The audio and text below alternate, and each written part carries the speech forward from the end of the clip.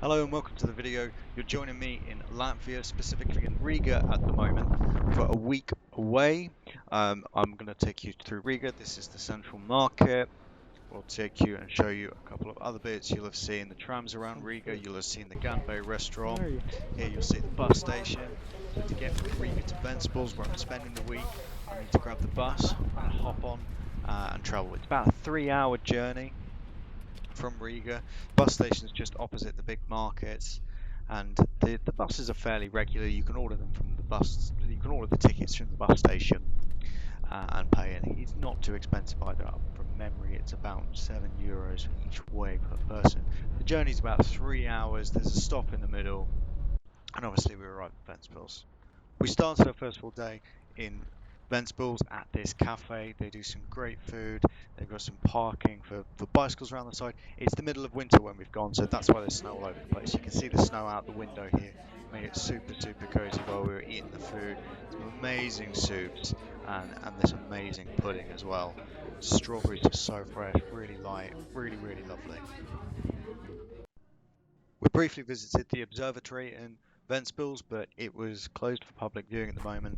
So we went a walk. We went past the Livonian Order castle down towards the quayside, where we went to have a look at some of the boats that are there, some large boats that we could walk around, and there's lots of exhibitions down by the side. Lots of things to do, lots of things to touch, lots of things to see. You can see my partner down below as I steer around, and there she is giving away. This is a really beautiful building. I'll put in the overlay what this building actually is. There's some information on it somewhere. A lot of the buildings along this coast were restored after the fall of the Soviet Union and repainted, redone up. A lot of money invested in the seaside walk. You can see the cycle path all the way along.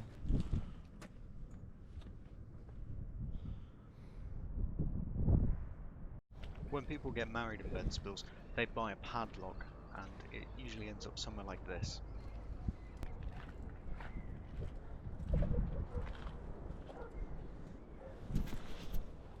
Are we going to get a lock? Yeah? Cool. Ventspils has public toilets. You can pay either by cash or by card. You can see if they're vacant, engaged, or out of order. Once someone's used them, they'll flash amber and they'll clean themselves. Let's have a look inside. Oh, lovely.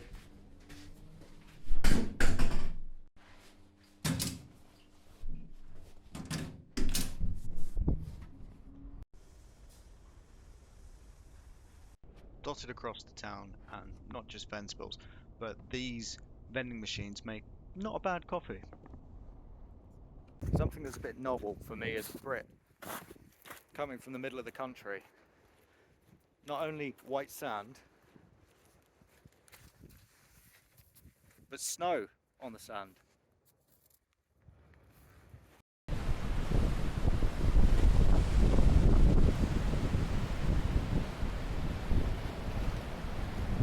This is Ventspils Blue Flag Beach. It's won its Blue Flag something like 22, 23 years in a row. Blue Flag means it's an exceptionally clean beach, and it was the first Baltic state to achieve that flag for any beach in the country.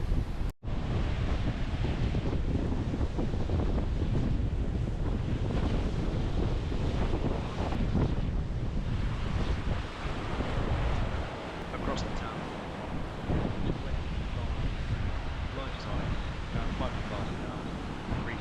this is one of the large ones, and they're all over the city. Ventspils has 2 lighthouses at the breakwater. The green one you can go and visit, the red one you can't. The green one's a bit special because it's actually where I proposed to my now fiance.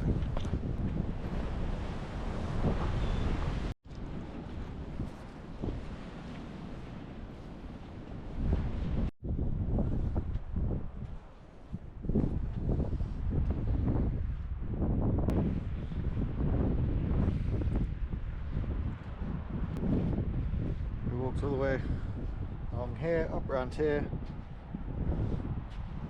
down this road here, round here.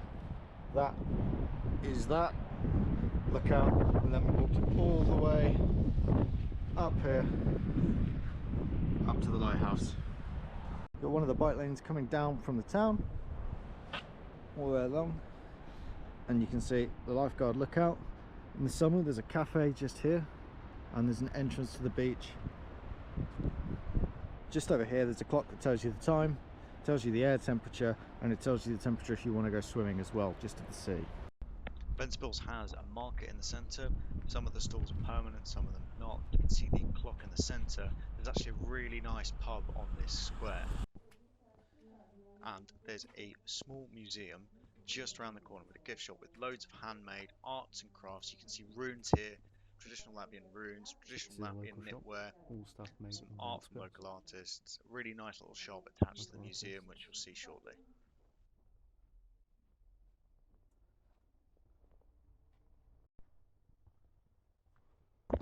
So the museum's actually at the first school in Ventspils. Here's me trying to spell my name, his partner as well, just on a bit of old slate with a stylus, I guess. But lots of interactive stuff, very, very quaint. Small room, but lots to do, lots to see and touch.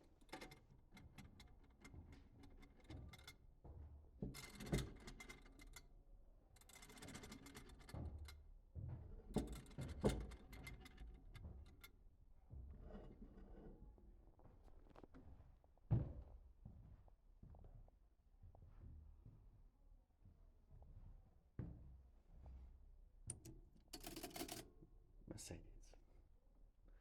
Of course, any school wouldn't be complete without a picture of the Tsar. Nicholas II. Probably pronouncing that terrible.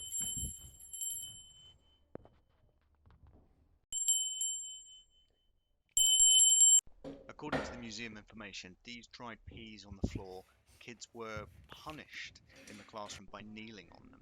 And then upstairs, there's a weaver's workshop which has historic looms and weavewear, that sort of thing, with people working. So we were able to go upstairs and talk to people working on the looms and working on making some of these traditional Latvian garments on these huge, huge wooden machines. And of course, a beer truck outside, which wasn't working at the time. We also took in a small part of a local art exhibition as well, which was also in the museum. They had a cloakroom, they had toilets. It was very well set up.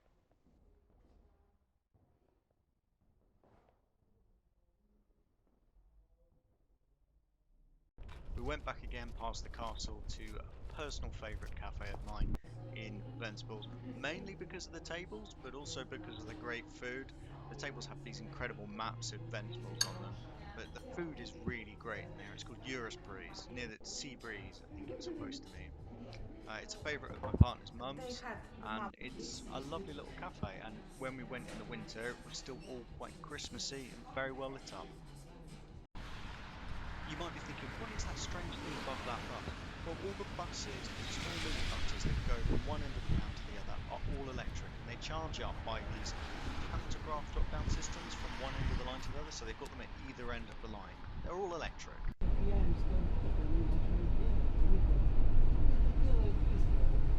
Ventspils does have a train station. Passenger trains do not run from Riga anymore, sadly, so it's just for display. But if there are any heritage enthusiasts out there in Ventspils, let me know. Maybe we can get a heritage railway going.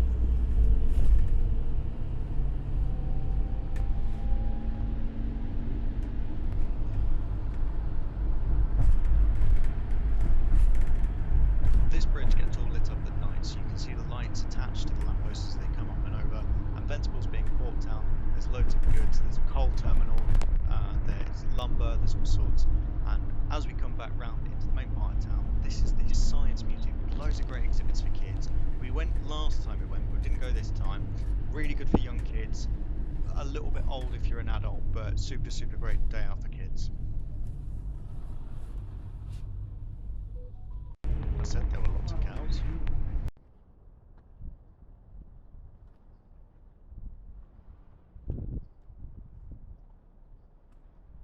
In Latvia, there's a bit of a mix of languages. There's Russian-speaking people and Latvian-speaking people, so I picked myself up a Latvian-speaking book. Before heading to the London Alberta kiosk, pick up a hot dog, and of course checking out some local bike lanes for the summer. If you're into extreme sports, Ventspils has a vast, sprawling skate park, complete with shoes hanging from power lines.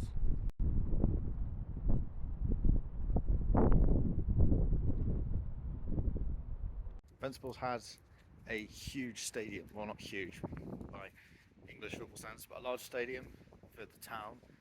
Big running track around the outside, big football pitch in the middle. It looks really nice. There's nice seating, nice covered seating up there. Running track.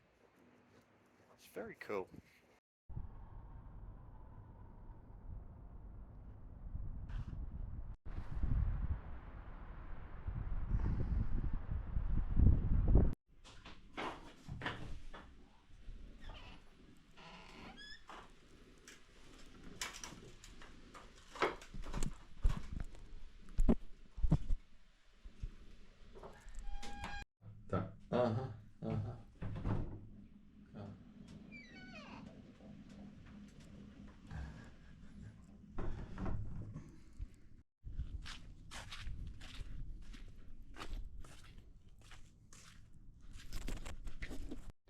It's 7:30, just outside Ventspils.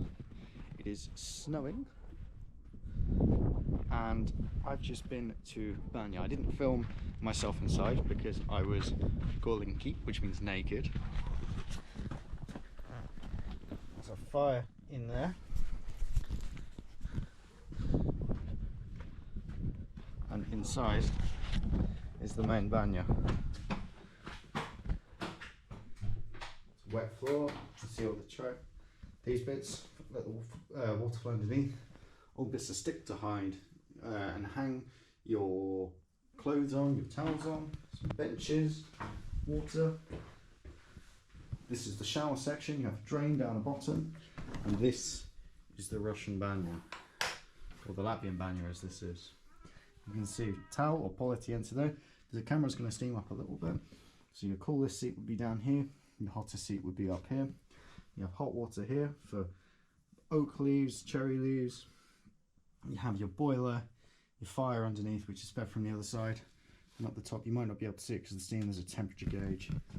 And just inside, something to tell you how long you've been in there, with all the branches, leaves, and bits to lie on up here. So yeah, that's a Russian banya.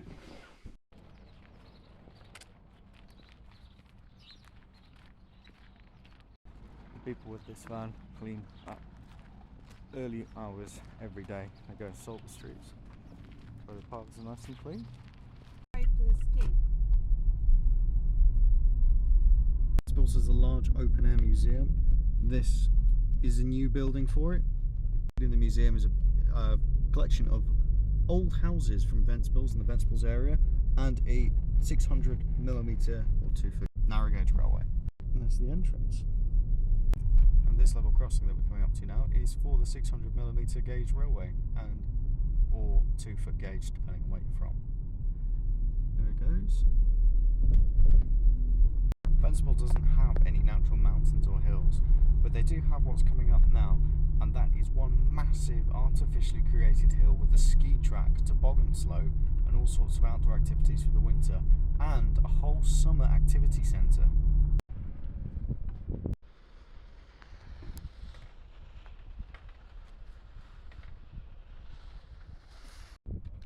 All inside you have ski and snowboard hire. So we're in the big hill adventure park. Behind me you can see the full ski slope. Closed at the top at the moment, but there's still people skiing in and around on the small slope.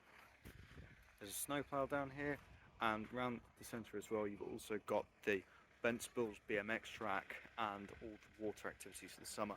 There's also, if you're from the UK and you know what Go Ape is, there's an outdoor elevated adventure obstacle course is how I'd describe it, but from the UK it's just Go Ape.